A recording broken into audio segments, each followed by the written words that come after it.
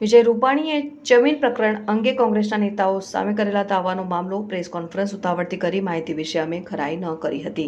સુખરામ રાઠવા વિજય રૂપાણી સાથે રૂબરૂ મળીને અમે માફી માંગી। સુખરામ રાઠવા વિજય રૂપાણી મોટું મન રાખી ગાંધીનગરની કોર્ટમાં કેસ પરત ખેંચ્યો। સુખરામ રાઠવા બંને પક્ષનું સુખાદ સમાધાન થયું। સુખરામ રાઠવા સન 2022 રાજકોટ તરફના કેટલાક દૈનિક પત્રોમાં માનनीय રૂપાણી સાહેબ સામે આક્ષેપો કરતા સમાચારો પ્રચલિત થયા હતા, પ્રગટ થયા હતા અને એ સમાચારોને ધ્યાનમાં રાખીને અમે એક વિરોધ પક્ષના નેતા તરીકે ફરજના ભાગરૂપે પેપર કટિંગનો સહારો લઈને હું તથા શૈલેષભાઈ પરમાર અને સીજે ચાવડા સાહેબ ત્રણ ભેગા થઈને એક કોન્ફરન્સ કરી હતી, પ્રેસ કોન્ફરન્સ કરી હતી અને એ પ્રેસ કોન્ફરન્સને અમે પૂરતું સવિશેષ ધ્યાન નહોતું આપ્યું।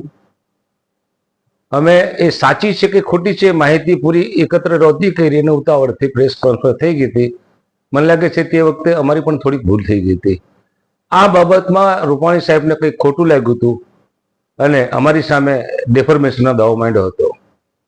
સમય જતાં લાંબો સમય થયો અને એક દિવસે રૂપાણી સાહેબ અમને મળી ગયા તો અમે કીધું કે સાહેબ આ કેસમાં કંઈ છે નહીં, અમે જાણીએ છીએ પણ અમે તો નાના માણસો હશો, તમે આ બધા કાયદા તમારી પાસે વકીલો હશે, આમાં લાંબુ ચાલશે, તમારે લાંબુ ચાલશે ને અમારે લાંબુ ચાલશે, માફ કરી દો, હવે અમારી ભૂલ થઈ ગઈ એવું માનીએ છીએ, અમે સ્વીકારીએ છીએ કે અમારી પૂરતી ચકાસણી કર્યા વગર કોઈને સામે આક્ષેપ કરવો એ અમારી પણ ભૂલ હતી અને એને ધ્યાનમાં રાખીને રૂપાણી સાહેબે તારીખ 26/9/2024 રોજ ગાંધીનગરની કોર્ટમાં પોતાનો કેસ જિંદા દિલ રાખીને અમને પણ થોડો મોકળાશ મને વાત કરીને એમનો પોતાનો કેસ પરત ખેંચ્યો છે।